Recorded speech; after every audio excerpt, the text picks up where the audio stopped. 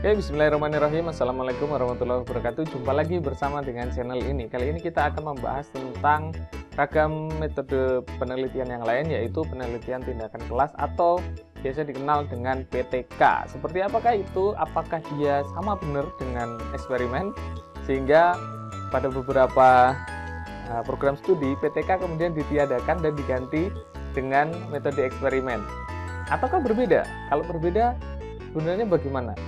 Nah, mungkin jawaban dari pertanyaan-pertanyaan tersebut akan bisa Anda semua dapatkan setelah mengikuti video ini. Sebelumnya, bagi kalian yang merupakan anggota kelas saya, silahkan kalian isi presensi di aplikasi e-learning terlebih dahulu. Dan bagi kalian yang mungkin bukan merupakan anggota kelas saya, apabila ada pertanyaan berkaitan dengan materi yang kita bahas pada video kali ini, silahkan tulis di kolom komentar. Saya akan berusaha untuk menjawab semampu dan sepengetahuan saya. Dan bagi kalian yang merupakan anggota dari kelas saya, silakan kalian juga bisa memanfaatkan grup WhatsApp yang sudah kita bentuk untuk media penyampaian pertanyaan, dan nanti saya akan merespon dan menjawab di sana juga. Baik, kita akan langsung mulai saja pembahasan mengenai penelitian tindakan kelas ini. Ya, sebelumnya materi ini adalah materi yang saya sampaikan kepada para guru, karena namanya penelitian tindakan kelas itu pasti dilaksanakan di dalam ruangan kelas. Dan siapa yang melakukan? Ya tentu adalah pengelola kelas tersebut, yaitu tidak lain tidak bukan adalah guru atau pengajar. Nah, selain guru, dosen mungkin juga bisa menggunakan metode ini untuk melakukan proses perbaikan, penyempurnaan, atau proses mengatasi masalah yang mungkin ditemui di dalam kelasnya. Nah, sebagai guru atau pengajar, ada beberapa pertanyaan yang mesti direnungkan sebelum masuk pada penelitian tindakan kelas. Yang pertama, selama menjadi guru atau pengajar, apakah pernah menemui masalah? Jawabannya pasti iya dong. Tapi, apakah masalah-masalah tersebut kemudian dicatat, lalu kemudian ditindaklanjuti dengan usaha memecahkannya dengan solusi-solusi tertentu yang kemudian dieksekusi, dilaksanakan untuk mengatasinya? Bisa jadi iya, bisa jadi tidak. Kemudian yang ketiga, apakah usaha tersebut terdokumentasi? Bisa jadi iya, bisa jadi juga tidak. Nah, penelitian tindakan kelas ini adalah seni dalam mencatat hal-hal yang ditanyakan di atas, mulai dari masalahnya, lalu kemudian solusinya seperti apa, sehingga kita bisa tahu progres dari apa yang sudah kita lakukan untuk kemudian perbaikan, penyempurnaan selama kita mengelola kelas itu seperti apa. Nah, penelitian tindakan kelas sendiri itu memiliki karakteristik yang membedakan dengan penelitian yang lain. Yang pertama, dia bertujuan untuk mengatasi permasalahan di dalam kelas. Fokusnya ada pada masalah yang mau diatasi. Jadi, penelitian ini sifatnya praktis, relevan, karena berkaitan langsung dengan masalah yang dihadapi di dalam kelas, dan situasi yang dihadapi itu aktual, benar-benar terjadi, faktual di dalam kelas yang menjadi tempat dilaksanakannya PTK ini. Nah, siapa yang melakukan? Ya tentu saja guru atau pengajar. Nah, tujuannya apa? Tujuan akhir dari PTK ini tentu saja untuk meningkatkan atau memperbaiki prestasi peserta didik atau serapan materi capaian pembelajaran dari peserta didik.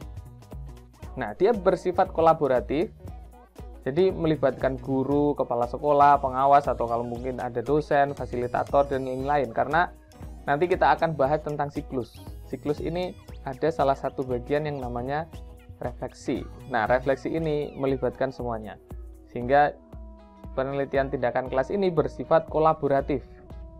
Dia dilakukan dalam bentuk siklus.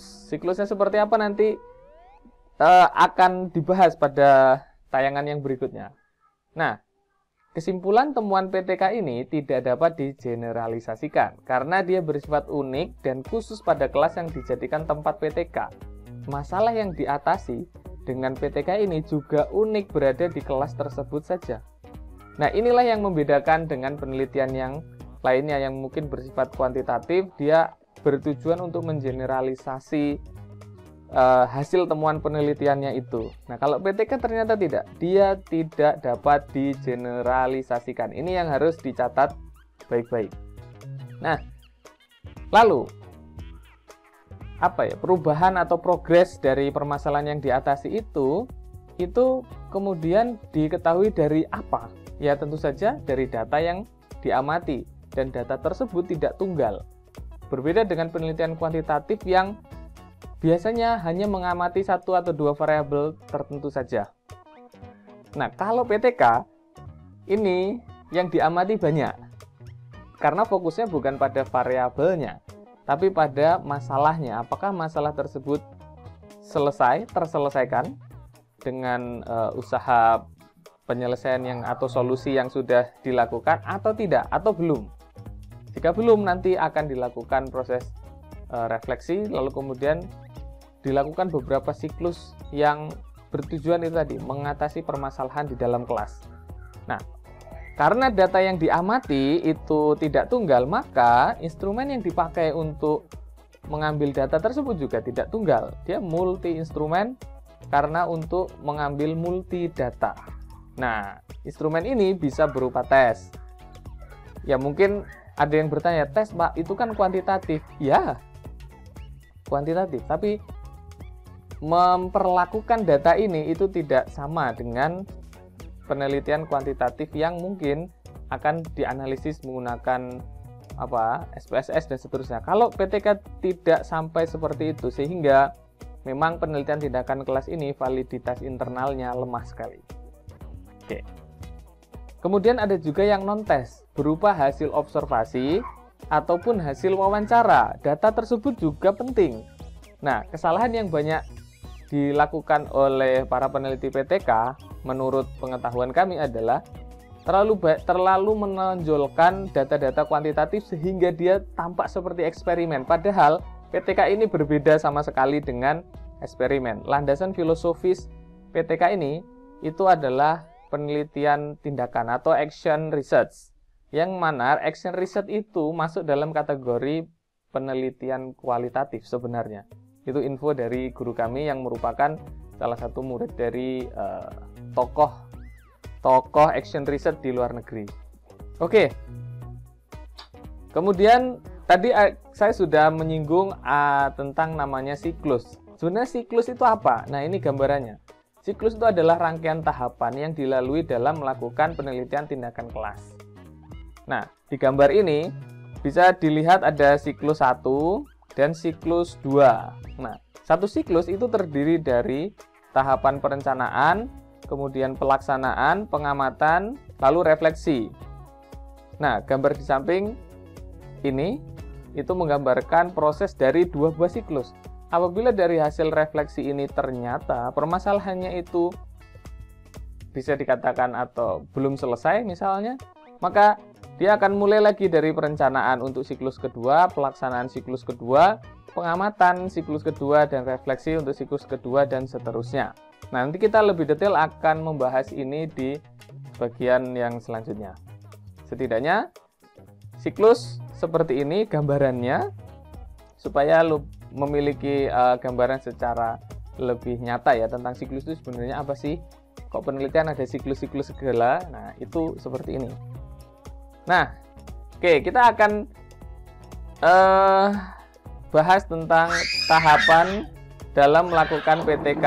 Nah, ini bukan tahapan ya, tapi tahapan, kurang H.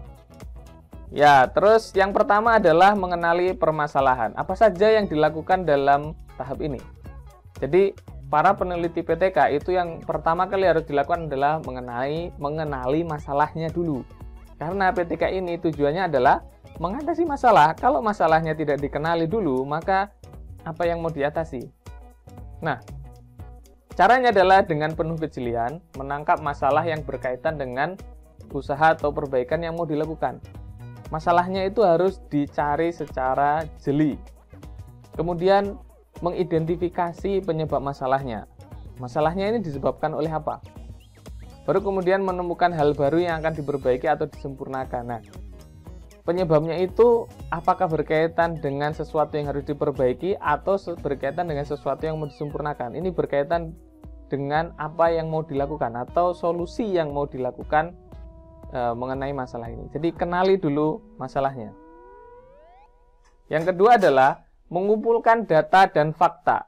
Jadi peneliti PTK itu harus memahami bagian apa yang ingin atau akan diperbaiki atau disempurnakan. Jadi PTK ini tujuannya ada masalah itu kemudian diperbaiki, atau sesuatu yang tidak sempurna itu juga bisa dianggap sebagai masalah sehingga butuh disempurnakan dengan PTK ini.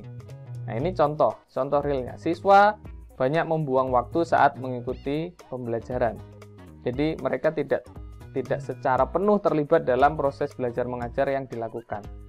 Nah, maka peneliti PTK dalam hal ini guru atau pengajar itu membuat semacam pertanyaan-pertanyaan yang harus dijawab dengan mengumpulkan data ya. Yang pertama, siswa mana yang banyak membuang waktu ketika proses belajar? Bisa jadi tidak semua siswa, tapi hanya sebagian siswa. Kemudian apa saja yang dikerjakan siswa saat mereka membuang waktu? Nah, aktivitas alternatif dibandingkan dengan aktivitas belajar mengajar apa yang dilakukan siswa. Jadi mereka kalau tidak mengikuti proses pembelajaran, mereka ngapain? Baca komik, main handphone, atau apa? Kemudian yang ketiga, apakah ketika membuang waktu mereka melakukan hal yang sama atau berbeda-beda dari hari ke hari ya? Misalnya di hari Senin mereka ketika tidak mengikuti proses belajar, mereka main HP. Hari Selasa mereka baca komik.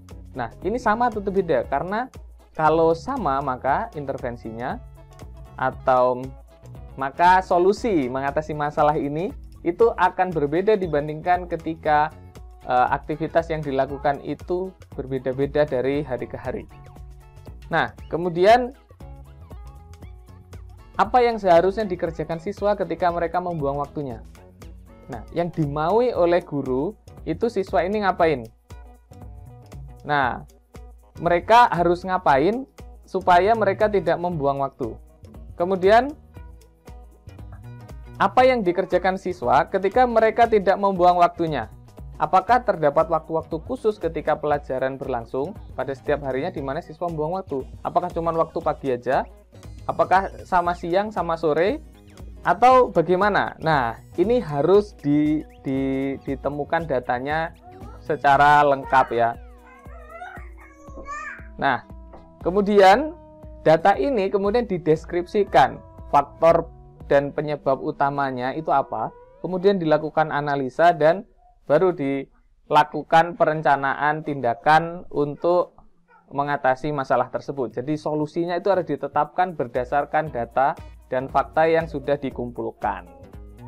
Kemudian perencanaan tindakan.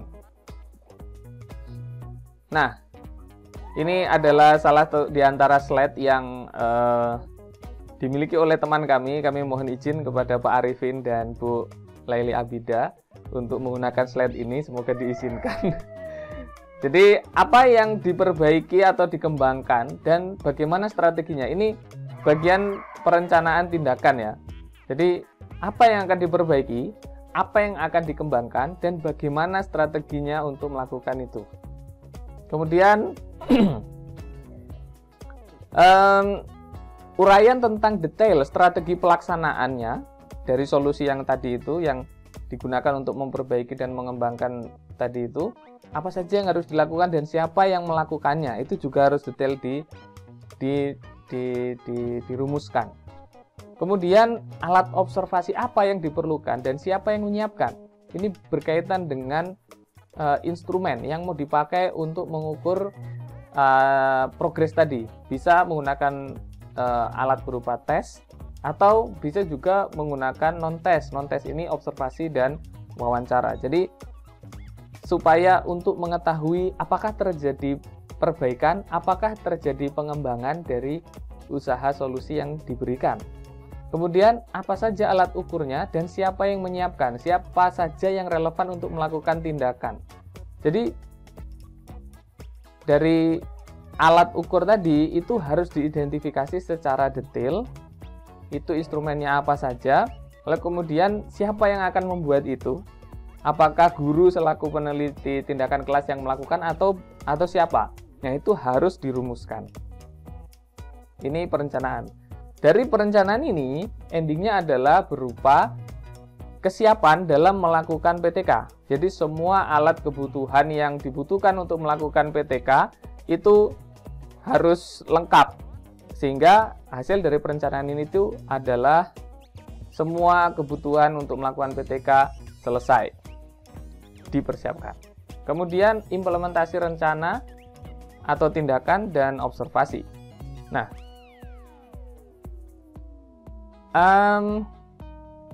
ada beberapa hal yang harus diperhatikan di dalam proses implementasi atau pelaksanaan solusi yang tadi sudah direncanakan. Yang pertama, tidak ada ketentuan batas waktu. Kemudian, apa maksudnya ini? Nah, batas waktu melakukan PTK itu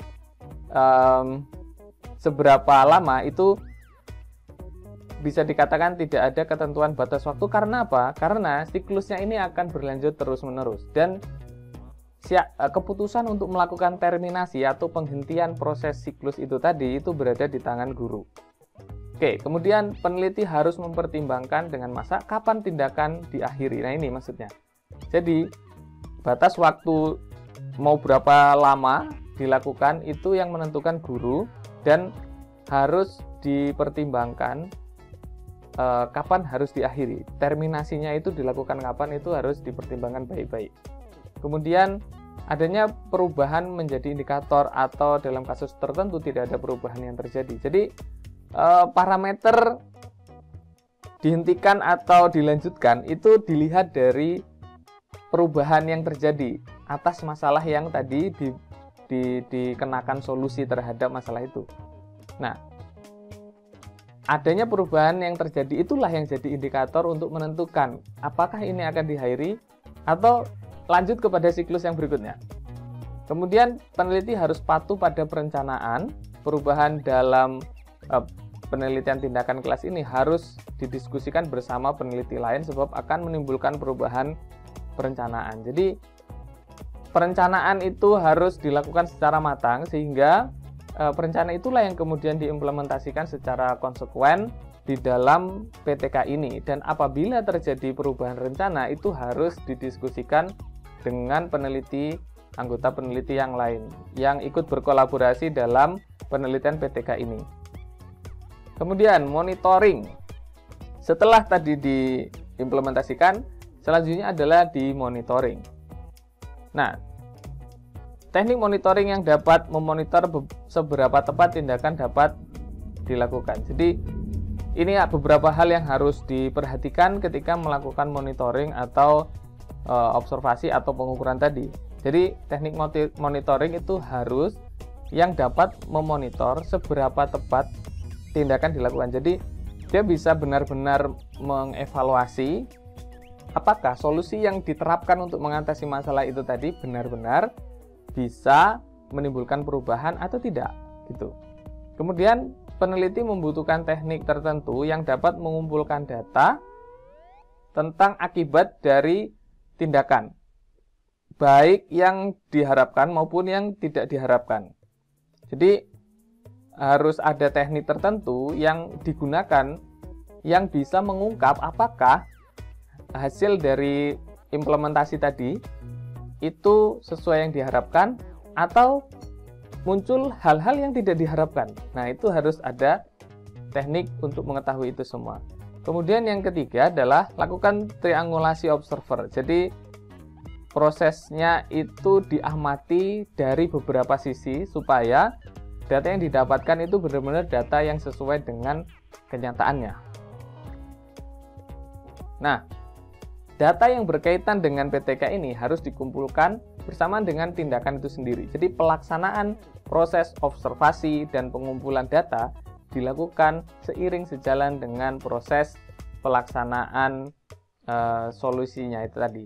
Seiring sejalan dengan pelaksanaan implementasi dari tindakannya atau solusi mengatasi masalahnya tadi.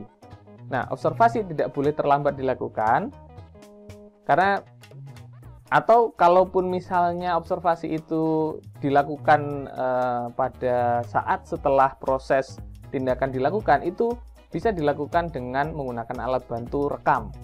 Kita sekarang sudah hidup di masa di mana alat perekam itu sangat mudah sekali kita akses. Bisa pakai handphone, mungkin yang punya kamera bisa menggunakan kamera. Dengan itu aktivitas atau dampak atau perubahan yang terjadi selama dilaksanakannya tindakan itu bisa diamati di kemudian waktu. Nah, tindakan dilakukan ketika semua hal yang diatur dalam perencanaan selesai dilakukan. Jadi, yaitu tadi urutannya: perencanaan, implementasi, monitoring atau observasi, lalu kemudian menentukan apakah atau refleksi untuk melihat apakah perubahan sudah terjadi atau belum, perbaikan sudah terjadi atau belum. Nah, tapi yang berikutnya adalah refleksi. Nah, ini ada monocycle atau multicycle. Ada monosiklus atau siklus yang satu siklus atau multisiklus. Nah, monocycle ini maksudnya adalah siklus yang pertama itu hasilnya itu harus direfleksikan. Siapa yang melakukan refleksi ini? Yang melakukan adalah tim peneliti. Jadi guru dan peneliti lain yang berkolaborasi dalam penelitian tindakan kelas ini. Nah, nanti mungkin ada yang bertanya, Pak, kalau mahasiswa melakukan penelitian skripsi dengan teknik PTK ini, itu bagaimana? Kan dia sendirian. Nah, tentu saja dalam hal ini mahasiswa tersebut harus merekrut teman-temannya untuk menjadi kolaborator penelitian. Mungkin bisa menjadi observer, mungkin bisa menjadi selain observer itu menjadi bukan pembantu juga, tapi asisten peneliti yang tugasnya mengumpulkan data-data hasil monitoring tadi. Bisa dengan observasi, bisa dengan angket misalnya, atau instrumen tes misalnya. Nah, itu dilakukan oleh bantuan atau asisten peneliti, dan itu mereka itulah yang kemudian diajak dalam melakukan refleksi hasil PTK tadi oleh peneliti utama yang mahasiswa penyusun skripsi tadi gitu. Jadi tim peneliti itu mendiskusikan secara mendalam dan kritis mengenai hasil pengamatan yang menyertai tindakan tadi. Jadi ketika tindakan dilakukan, itu hasil pengamatannya gimana? Pengamatan ini definisinya ada tes atau dan non-tes ya. Bisa observasi, wawancara, atau tes. Nah, proses mencermati dan mengkaji apakah tindakan telah memberikan dampak yang diinginkan atau belum. Nah, jika dirasa tindakan belum memunculkan hasil yang diharapkan, perlu dikaji penyebab kegagalannya. Lalu kemudian masuk pada siklus berikutnya untuk terus melakukan perbaikan. Nah, secara ringkas mungkin bisa dirangkum dalam satu halaman ini ya. Jadi ini adalah tahapan siklusnya. Yang pertama tahap perencanaan. Ini dilakukan di luar jam pertemuan kelas kalau PTK. Jadi sebelum kelas dilakukan itu semua proses perencanaan sudah selesai. Kemudian tahap pelaksanaan dan tahap pengamatan. Dia dilaksanakan secara bersamaan sesuai dengan alokasi waktu yang telah ditentukan sebelumnya. Yang keempat adalah tahap refleksi. Nah, ini dilakukan setelah kegiatan belajar mengajar. Tentu proses kegiatan belajar mengajar itu dilakukan dengan pemberian tindakan. Nah, kemungkinannya ada dua. Yang pertama gagal. Kalau tindakan yang dilakukan itu gagal, dalam arti dia tidak bisa memberikan perubahan sebagaimana yang diharapkan, maka akan masuk pada siklus yang kedua. Tujuannya apa? Untuk memperbaiki kegagalan tadi. Nah, jumlah jam pelajaran maksimal sama dengan siklus 1. Jadi, jumlah waktu yang dibutuhkan untuk tindakan yang kedua ini, di siklus kedua ini, itu maksimal sama dengan siklus yang pertama. Kemudian, kemungkinan yang kedua selain gagal adalah sukses. Kalau perubahan yang terjadi itu sudah sesuai dengan yang diharapkan, dia tetap juga harus masuk siklus yang kedua. Tujuannya apa tapi? Kalau yang pertama tadi yang gagal adalah memperbaiki, kalau sukses maka harus meningkatkan. Jadi ada yang ditingkatkan dari dari perbaikan masalah yang diatasi tadi. Nah, jumlah jam pelajarannya bisa lebih sedikit bila dibandingkan dengan siklus yang pertama. Seperti itu. Nah, ini ada beberapa catatan berkaitan dengan pelaksanaan PTK. Yang pertama, gagal atau suksesnya sebuah siklus itu ditentukan oleh indikator keberhasilan penelitian berdasar hasil instrumen penelitian. Jadi, pengukuran tadi itu atau pengamatan tadi itu dijadikan dasar apakah sukses atau gagal. Kemudian pelaksanaan atau jam pelajaran yang dibutuhkan selama kegiatan belajar mengajar atau KBM itu pada siklus berikutnya itu tergantung hasil refleksi siklus sebelumnya. Apakah dia gagal, apakah dia sukses. Kemudian pelaksanaan masing-masing siklus harus dengan masalah yang sama. Jadi yang dibahas pada siklus pertama itu masalah tentang penggunaan waktu belajar oleh siswa yang tidak efektif atau dia tidak terlibat dalam proses belajar mengajar. Nah, di siklus yang kedua juga sama. Itu yang harus diatasi. Maksudnya itu yang harus diberi tindakan. Bagaimana caranya supaya efektivitas siswa dalam menggunakan waktu belajar mengajar itu semakin efektif, harus sama. Kemudian yang keempat, catatannya adalah siklus berikutnya bukan sekedar mengulang. Karena penelitian tindakan kelas tidak sekedar melihat nilai atau hasil, tapi juga melihat proses penyelesaian masalahnya.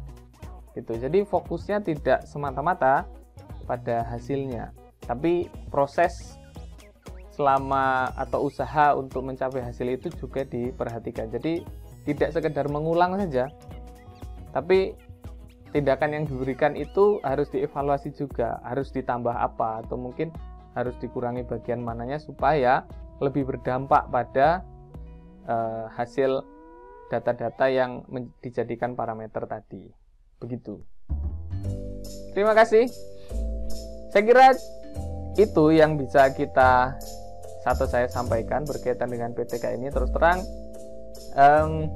PTK ini sesuatu yang baru juga bagi saya karena awalnya saya mengira ini adalah sebuah metode penelitian yang mirip dengan eksperimen, karena seolah-olah itu ada proses membandingkan atau proses mengevaluasi tindakan itu sukses atau tidak sukses, tapi ternyata landasan filosofis dari itu semua itu adalah action research yang lebih cenderung kepada penelitian kualitatif. Mungkin sebagian Anda yang menyaksikan video ini itu pernah mendengar adanya participatory action research, PAR. Nah, PTK ini memiliki dasar metodologi yang sama dengan PAR itu. Yang mungkin kita kenal PAR itu di di dunia pengabdian kepada masyarakat ya.